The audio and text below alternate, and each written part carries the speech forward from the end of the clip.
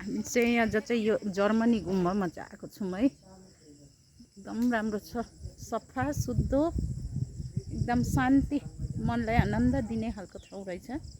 जस बुद्धले चाहिँ बास गरेको ठाउँ र बुद्धले जन्मिँदा चाहिँ छानेरै जन्मेको ठाउँ जस्तो लाग्यो है। धेरै राम्रो लाग्यो, तर अलिकति गर्मीले तेल निकाल्छ।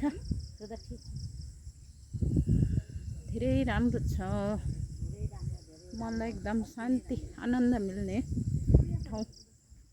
यहाँ चाहिँ हामीलाई घुमाउने भाइ हुनुहुन्छ, हामीलाई सबै गुम्बाहरू घुमाउँदै हुनुहुन्छ उहाँले।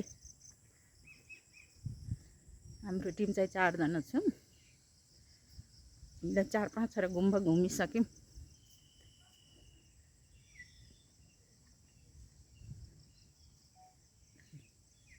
धेरै राम्रो छ, राम्रो, एकदम शान्ति, मनलाई आनन्द मिल्ने।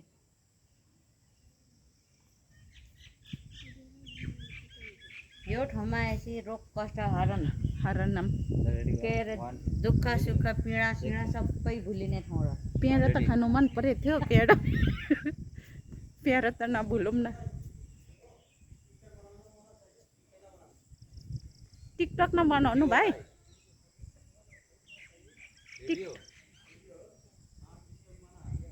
टिकटक चाहिँ नबनाउनु भाइ, हामी बनाएको छैन है, भिडियो मात्रै गरेको।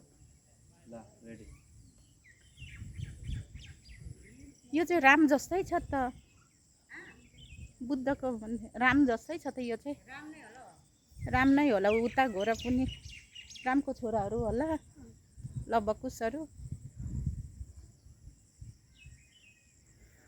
जस राम्रो ठाउँ छ है, तपाईँहरू पनि मौका मिल्यो भने आउनुहोस् है लुम्बिनीमा घुम्नुलाई।